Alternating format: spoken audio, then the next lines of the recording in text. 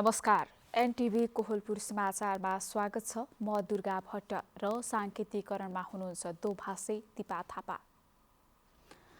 दलहरूले मध्यमार्गी बाटो निकाल्दै एमसीसी सम्झौतालाई निष्कर्षमा पुर्याएका छन्। सम्झौता अनुमोदन भएसँगै अबको प्रक्रिया के हुन्छ र कहिलेदेखि काम सुरु हुन्छ भन्ने आम मानिसमा जिज्ञासा छ। आजको समाचारमा कर्णाली प्रदेश सभाको बैठक अवरुद्ध भएको प्रसङ्ग अनि भौगोलिक विकटताका कारण शिविर पर्खेर बस्नुपर्ने बाध्यता रहेको दाङका नागरिकको खबर। तर सुरुमा प्रमुख समाचार। सहमति कार्यान्वयन नभएको भन्दै एमालेद्वारा कर्णाली प्रदेश सभाको बैठकमा अवरोध। सभामा सरकारको धारणा प्रस्तुत हुनै सकेन। रूपन्देहीको भैरहवा स्थित गौतम बुद्ध अन्तर्राष्ट्रिय विमानस्थलको यान्त्रिक परीक्षण उडान सम्पन्न। यथार्थ विवरण सहितको प्रतिवेदनको प्रतीक्षा। दाङमा नेपाल भारत सीमावर्ती क्षेत्रका नागरिकहरू स्वास्थ्य सेवाबाट वञ्चित। भौगोलिक विकटताका कारण शिविर पर्खेर बस्नुपर्ने बाध्यता। युद्धविरामको घोषणा र रुसी सेना फिर्ता गर्नुपर्ने युक्रेनको शर्त राखेपछि वार्ताले सकारात्मक मोड लिने सम्भावना कम रहेको अधिकारीहरूको भनाइ। र एपीएफ क्लबलाई ललितपुर मेयर महिला टी20 च्याम्पियनसिपको उपाधि। सुदूरपश्चिम 8 विकेटको पराजयसँगै दोस्रो पटक उपाधि चुक्न चुक्यो। समाचार अब विस्तारमा। नेकपा एमाले कर्णाली प्रदेश सभामा अवरोध सुरु गरेको छ। सत्ता पक्षबाट आफूसँग भएका सहमति कार्यान्वयन नभएको भन्दै प्रमुख प्रतिपक्षी दल एमाले आजको प्रदेश सभा बैठक अवरुद्ध गरेको हो। तर सहमति कार्यान्वयनको अवस्थाबारे मुख्यमन्त्री जीवन बहादुर शाहीले सरकारका तर्फबाट आजकै बैठकमा जानकारी दिने कार्यसूची भए पनि प्रमुख प्रतिपक्षी दलले विरोध सुरु गरेपछि बैठक स्थगित भएको मुख्यमन्त्रीको सचिवालयले जनाएको छ। नयाँ अधिवेशनको 10औं बैठकको सुरुमा बोल्दै दलका प्रमुख सचेतक गुलाबजङ शाहले सत्ता पक्ष र प्रतिपक्ष बीच भएको सहमतिको बारेमा लिखित प्रतिबद्धता नआएकाले संसदको प्रक्रिया अगाडि बढ्न नदिने बताउनुभयो।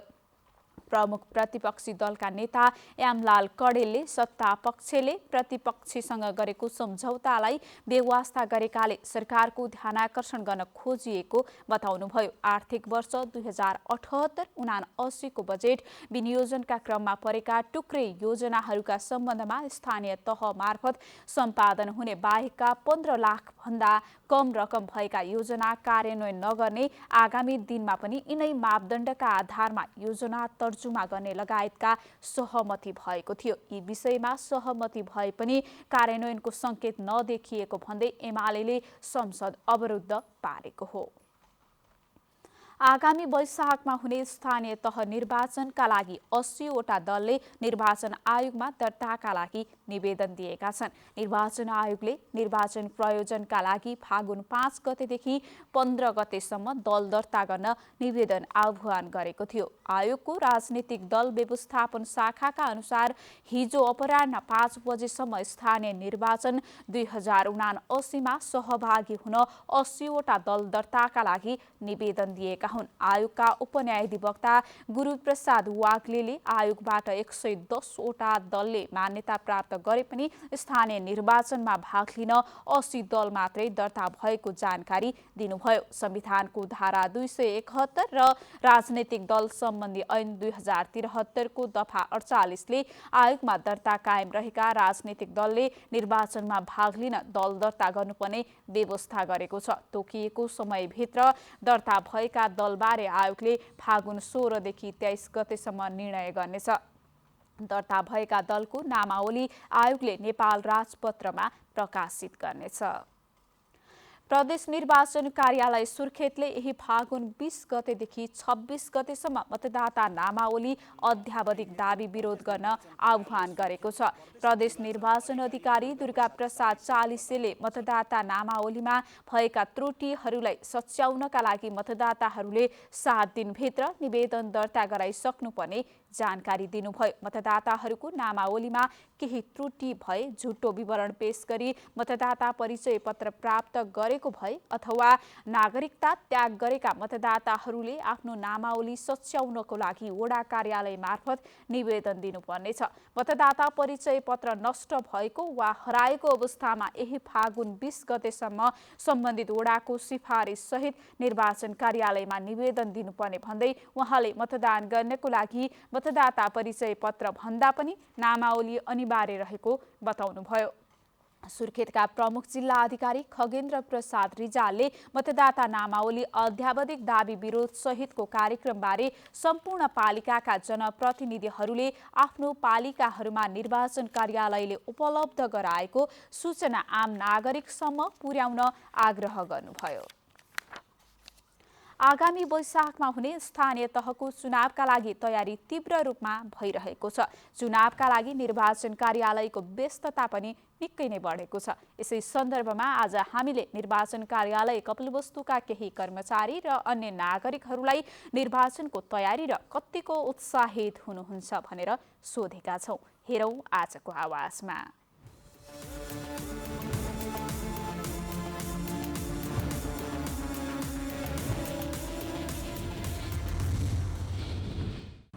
जनता के बीच में हमारे जो काम करा गया है ओकर मूल्यांकन स्वयं जनता करी और ये आशा रखा जाता है कि निश्चित है पुनः हमें बने वोड़ा के संपूर्ण वोड़ावासी हमारे सब परिवार होए उनके लिए भी हमारे तरफ से आशीर्वाद है। एकदम खुशी से हमारे मैदान में उतरा जाए। चुनाव में पार्टी अपने मित्र साथी लोगों के निश्चित है फिर आगामी चुनाव जीता जाए। काम गांव का स्कूटी लेके सेवा ही धर्म है, मानव धर्म के सेवा ही धर्म है। रच रखी थे कि मैंने फिर भी जनता हमें वोट दे के जितावे।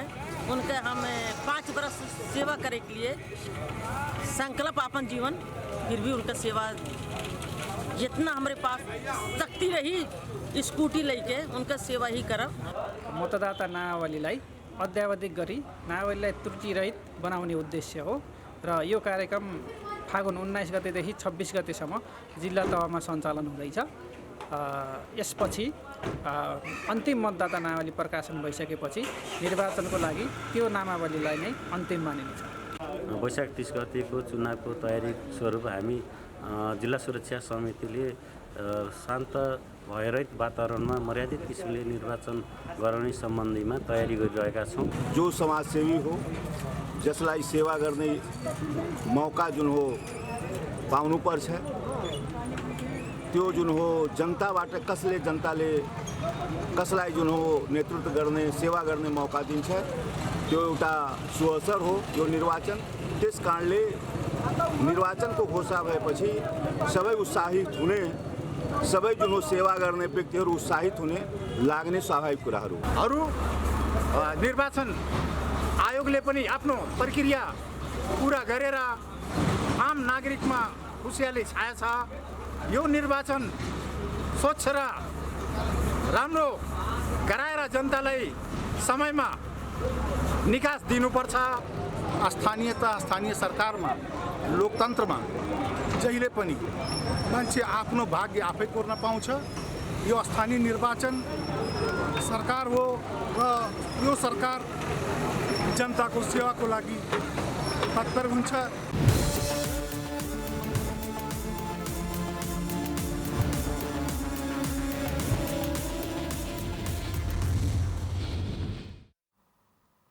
समाचारको क्रम जारी नै छ। अहिलेलाई एकैछिनको विश्राम।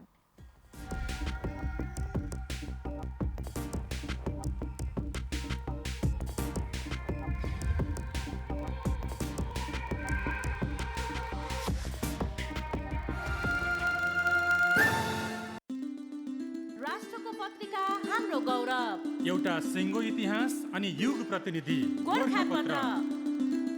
अब कोहलपुरबाट पश्चिम क्षेत्रको आफ्नै संस्करण हरेक बिहान तपाईको आँगनमा। लुम्बिनी, कर्णाली र सुदूरपश्चिम प्रदेशका लागि गोरखापत्र संस्थानका प्रकाशनहरूमा वार्षिक ग्राहक विशेष छुट योजना। गोरखापत्र दैनिक रु 3000 मा रु 1500 नगद छुट, साथमा मधुपर्क, युवा मञ्च र मुना मध्ये एक उपहार। नगद छुट नलिएमा द राइजिङ नेपाल र कुनै एक मासिक प्रकाशन एक प्रति उपहार। द राइजिङ नेपाल ग्राहक बनेमा रु 1500मा रु 500 नगद छुट, साथमा 1 प्रति मासिक प्रकाशन। नगद छुट नलिएमा सम्पूर्ण मासिक प्रकाशनहरू उपहार। गोरखापत्र संस्थान, पश्चिम क्षेत्र कोहलपुर संस्करण प्रकाशन गृह, कोहलपुर, बाँके। Kohalpur phone number 081 531 622 98 41 251 674 98 60 059 947। बुटवल 071 543 376 98 49 645 306 98 66 580 325। सुर्खेत 98 49 034 231 083 590 060 र धनगढी 091 412 043 98 58 421 801।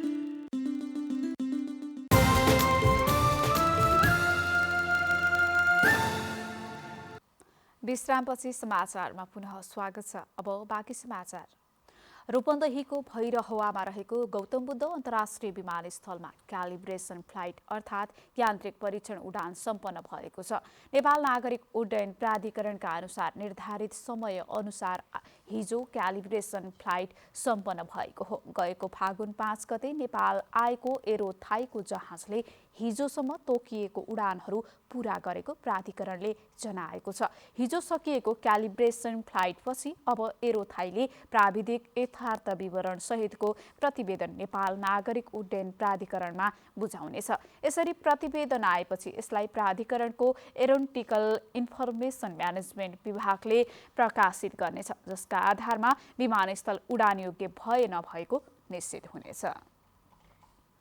नेपाल भारत सीमा क्षेत्र अन्तर्गत दाङ जिल्लाभित्र पर्ने नेपाली बस्तीका नागरिक सामान्य स्वास्थ्य उपचारका लागि पनि शिविरकै भर पर्नुपर्ने बाध्यता छ। भौगोलिक विकटताका कारण अस्पतालसम्म जान नसक्ने सीमा क्षेत्रका बासिन्दा सामान्य उपचारको लागि बेला बखत पुग्ने स्वास्थ्य शिविर पर्खेर बस्नु परेको हो।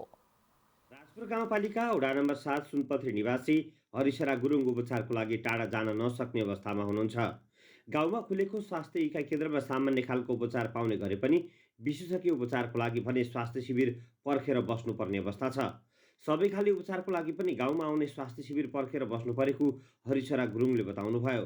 गाडी चल्न थाहा छैन, असिरियामा गइन्छ त्यहाँको दबाईले 2 दिनलाई सन्चो हुन्छ, दबाई खान्छ, अब दबाई सक्यो फेरि दुख्न लागिन्छ। सत्यसाई केन्द्र लमैले विकट दूरदराजका बस्तीहरूमा स्वास्थ्य सेवा पुर्याउन निःशुल्क स्वास्थ्य शिविर सञ्चालन गर्दै आएको छ। केन्द्र र राजपुर गाउँपालिकाको समन्वयमा डगमा र नागाका नागरिकहरूलाई निःशुल्क स्वास्थ्य सेवा प्रदान गरिएको सत्यसाई केन्द्रका सल्लाहकार सहना श्रेष्ठले बताउनुभयो। रोग लुगाएर पालेर बस्नुभएको दिदीबहिनी महिला दाजुभाइहरूले सेवा लिइरहनु भएको छ। त्यो सेवा गर्न पाउँदै एकदमै हर्षित छौँ। शिविरमा पाठ्यक्रममा समस्या भएका महिलाहरू, मुटु रोग, ब्लड प्रेसर, श्वास प्रश्वासको समस्या भएका बिरामीहरू भेटिएका छन्।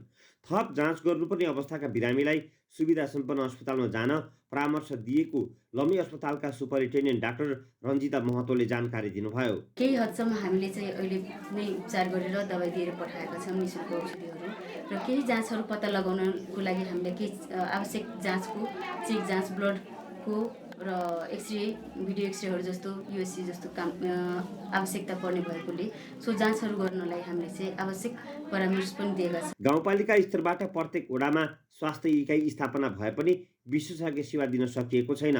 नाकावासीलाई गाउँमै विशेषज्ञ सेवा दिन शिविर आयोजना गर्ने गरिएको राजपुर गाउँपालिकाका उपाध्यक्ष धनपति यादवले जानकारी दिनुभयो। हामी यो स्वास्थ्य इकाइहरू धेरै ठाउँमा स्थापना गरे तापनि यहाँको जनताहरूले जुन हिसाबले सेवा पाउनुपर्ने त्यो हिसाबले सेवा दिन सकेको अवस्थाहरू छैन। कार्यक्रमले नाकावासीहरूको स्वास्थ्य सुरक्षामा थप योगदान पुर्याएको छ। दशरथ घिमिरे, नेपाल टेलिभिजन, लुम्बिनी प्रदेश, दाङ। बाजुराको बढीमालिका नगरपालिकाले सबै गाउँमा स्वास्थ्य सेवाको पहुँच पुर्याएको छ। नगरपालिकाले 7 ठाउँमा नयाँ स्वास्थ्य संस्था स्थापना गरेर सेवा सञ्चालनमा ल्याएपछि नगरपालिकाका सबै गाउँमा आधारभूत स्वास्थ्य सेवाको पहुँच पुगेको हो। स्वास्थ्यको पहुँच पुगेसँगै घरमा बच्चा जन्माउने महिलाको संख्या शून्य रहेको छ। गाउँमा स्वास्थ्य केन्द्र स्थापना नहुँदा 2 घण्टा बढी समय लगाएर बुढीगङ्गा स्वास्थ्य चौकीमा सेवा लिन जानुपर्ने बाध्यता थियो। थियो, जसले गर्दा गर्भवती जाँच र सुत्केरी सेवा लिने महिलाहरू बढी समस्यामा थिए। बढीमालिका 6 का 350 परिवारलाई लक्षित गरेर नगरपालिकाले गाउँमै कोर्द सहरी स्वास्थ्य संस्था स्थापना गरेपछि गर्भ जाँच र सुत्केरी सेवामा सहजता भएको हो। बढीमालिका नगरपालिकाले सबै गाउँमा स्वास्थ्य सेवा पुर्याउने उद्देश्यले 7 वटा ठाउँमा स्वास्थ्य केन्द्र स्थापना गरेर सेवा सञ्चालन गरेको नगर प्रमुख पदम बडुवालले बताउनुभयो। पछिल्लो समय कैलालीमा सिप सिकेर आत्मनिर्भर बन्ने महिलाहरूको संख्या बढ्दो छ। कृषि उत्पादनका लागि सिकेको सिपले जीविकोपार्जनमा सहज भएको छ। हातमा सिप र रोजगारीका कारण समाजले हेर्ने दृष्टि र गर्ने सम्मानमा पनि फरक आएको महिलाहरूको अनुभव छ। कैलालीको धनगढी उपमहानगरपालिका 8 की लालमती राणा अहिले च्याउको बिउ बनाउनमा व्यस्त हुनुहुन्छ। केही वर्ष अघिसम्म घरकै काममा मात्रै सीमित रहने उहाँ 8 वर्षदेखि च्याउ खेतीमा व्यस्त हुनु भएको छ। कक्षा 8 सम्म मात्रै अध्ययन गर्नुभएकी लालमती इच्छा शक्ति भए सम्भव के हुँदैन र भन्ने कुराको राम्रो उदाहरण हुनु भएको छ। प्रशोधन केन्द्र खोल्दाखेरि तपाईको च्याउको किसानहरूको उत्पादन बिक्री गर्ने र प्लस आफ्नो बनाएर त्यस्तो गर्दाखेरि किसानहरू पनि थुप्रै मलाई दिनुभयो। लगभग दैनिकी तपाईको 1-2 कुन्टलै मलाई पठाउनुहुन्थ्यो मार्केटको लागि र प्रशोधन गरेर। मैले प्रशोधन नगरे पनि पहिले मैले फ्रेसै माल बेच्दाखेरि र त्यस्तै गर्दाखेरि आफू पनि बनाएँ। त्यसपछि राम्रै लाग्यो मलाई चाहिँ। उहाँले उत्पादन गरेको च्याउको बिउ सुदूरपश्चिम प्रदेशका 9वटी जिल्लामा रहेका किसानहरूले लैजानुहुन्छ। अहिले च्याउको बिउ उत्पादन तथा बिक्री वितरणसँगै उहाँ च्याउ खेती पनि गर्नुहुन्छ। सिजनमा मासिक लाख रुपैयाँसम्मको पनि आम्दानी हुने गरेको उहाँले बताउनुभयो। जस्तै हामी आज तयारी गऱ्यौँ भने 14 दिनसम्म तयारी भइहाल्छ। यो व्यवसाय गर्दाखेरि मलाई कस्तो लाग्यो कि अरूसँग चाहिँ हात थप्नु परेन। एकदमै झट्टै समस्या पर्यो त्यो पनि हामी थप्नु परेन हैन। आफ्नै व्यवसायबाट भएपछि राम्रो हुन्छ। धेरै जसो महिलाहरू अहिले फुर्सदिला जस्तै भएर बसेको भन्दै उहाँले सिप सिकेर आत्मनिर्भर बन्न सबै महिलामा आग्रह गर्नुभयो। साथै तीनै तहका सरकारले महिलाहरूलाई समाजमा आवश्यकता अनुसार सिप सिकाउनु पर्ने उहाँले बताउनुभयो। महिलाहरूलाई बैंकको ब्याजमा सहुलियत गराइदिनु पर्ने पनि उहाँले बताउनुभयो। सबैको जुनसुकै महिलालाई जुन इच्छा लाग्छ त्यही तालिम दिँदाखेरि तिनीहरूको एउटा महिलाले एउटा तालिम लिइसकेपछि अर्को तालिम नदिने, किनभने त्यसैमा लगानी छ। त्यही लगातार निरन्तर त्यो तालिमको प्रभाव राम्रो भयो भने मजाले व्यापार गर्न पाउँछ। ब्याङ्कले राम्ररी ब्याङ्कसँग कोर्डिनेसन गरिदिएपछि महिला उद्यमी कर्जा भयो अथवा कृषि कर्जा भयो ती महिलाहरूले पाउनुपर्ने चिज चाहिँ पाउनु पर्यो। मेरो भनाइ त्यही छ। विगतमा आफूले च्याउ लगाउन सुरु गर्दा बाह्य प्रदेशबाट च्याउको बिउ मगाउनु पर्ने बाध्यता रहेको र जसका कारण गुणस्तरयुक्त च्याउको बिउ पाउन समस्या हुने गरेको लालमतीले बताउनुभयो। प्रदेशमै च्याउको बिउ उत्पादन हुन आवश्यक छ भन्ने ठानेर उहाँले 7 दिनको च्याउको बिउ बनाउने तालिम लिएर प्रदेशमा बिउ बनाउन सुरु गर्नु भएको हो। निर्मला खडायत, नेपाल टेलिभिजन, सुदूरपश्चिम प्रदेश, कैलाली। समाचारको क्रम जारी नै छ, एकैछिनको विश्राम।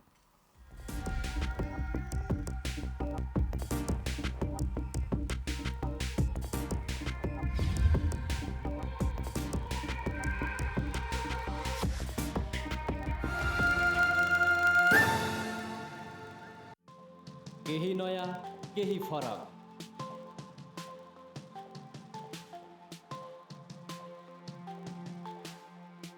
राष्ट्रिय सञ्चारको मेरुदण्ड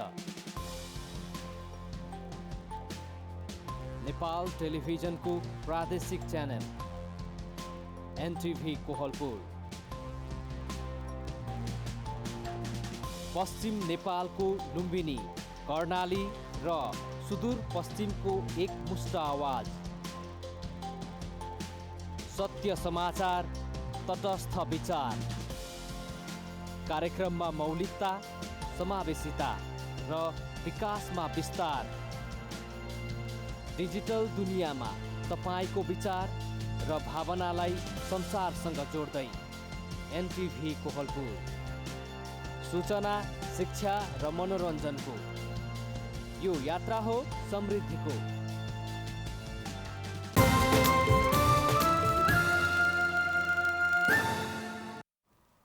तपाईं एनटिभी कोहलपुर हेर्दै हुनुहुन्छ। अब बाँकी समाचार। नेपालगञ्जकी एक किशोरीको 10 वर्षपछि भारतबाट उद्धार गरी परिवारमा पुनर्मिलन गराइएको छ।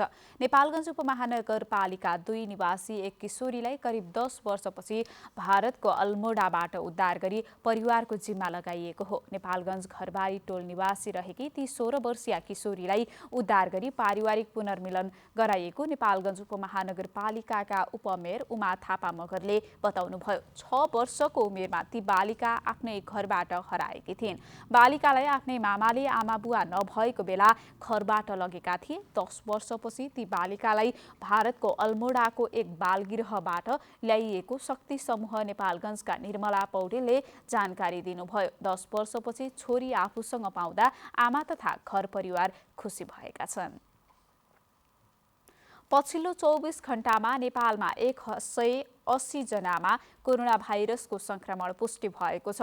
पीसीआर र एन्टिजेन गरी 8341 जनाको नमुना परीक्षण गरेकोमा 180 जनामा संक्रमण पुष्टि भएको स्वास्थ्य तथा जनसङ्ख्या मन्त्रालयले जनाएको छ। यस्तै पछिल्लो 24 घण्टामा 400 जना संक्रमित निको भएका छन्। यो सहित कोरोना संक्रमण मुक्त हुनेको संख्या 9,56,413 जना पुगेको छ। यही अवधिमा 1 जना सहित कोरोना संक्रमणका कारण ज्यान गुमाउनेको संख्या 11,936 जना पुगेको मन्त्रालयले जनाएको छ।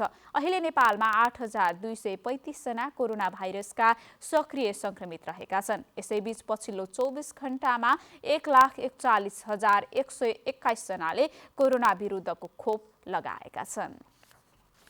अब अन्तर्राष्ट्रिय समाचार।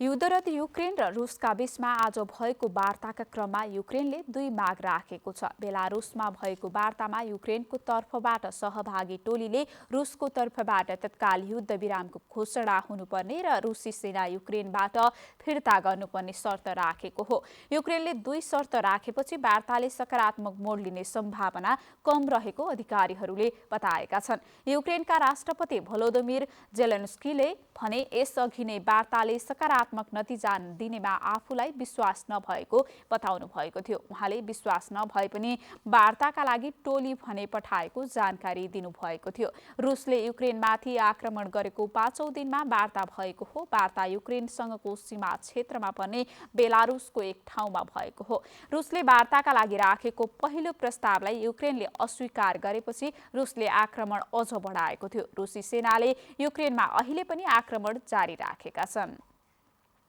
अब आर्थिक समाचार।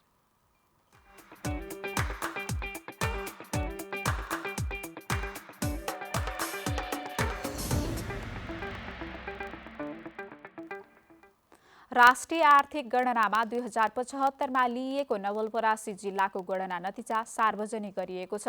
नवलपरासीको सदरमुकाम परासीमा एक कार्यक्रमको आयोजना गरी जिल्ला स्तरीय गणना नतिजा सार्वजनिक गरिएको हो। राष्ट्रिय आर्थिक गणना 2075 अनुसार नवलपरासी जिल्लामा 11,208 प्रतिष्ठानहरूमध्ये 5,021 वटा प्रतिष्ठानहरू दर्ता भएको र 6,187 वटा प्रतिष्ठानहरू बिना दर्ता सञ्चालन भएको तथ्याङ्क सार्वजनिक गरिएको थियो। दर्ता भएका प्रतिष्ठानहरूमा 33,623 जना संलग्न जनशक्ति रहेको र दर्ता नभएका प्रतिष्ठानहरूमा 10,243 जना गरी कुल 43,866 जना संलग्न जनशक्ति रहेको आयोजक तथ्याङ्क कार्यालय चितवनका तथ्याङ्क अधिकृत यज्ञमूर्ति भण्डारीले बताउनुभयो। सार्वजनिक गरिएको तथ्याङ्क अनुसार जिल्लाका 7 वटा स्थानीय तहहरूमध्ये सबैभन्दा बढी लेखा नराख्ने प्रतिष्ठानहरू पालीनन्दन गाउँपालिकामा रहेको देखिएको छ, जहाँ 756 प्रतिष्ठानहरूमध्ये 103 वटा प्रतिष्ठानहरूले मात्र लेखा राख्ने गरेको र बाँकी 653 वटा प्रतिष्ठानहरूले लेखा नराखेको तथ्याङ्क सार्वजनिक गरिएको थियो। अब खेलकुद समाचार।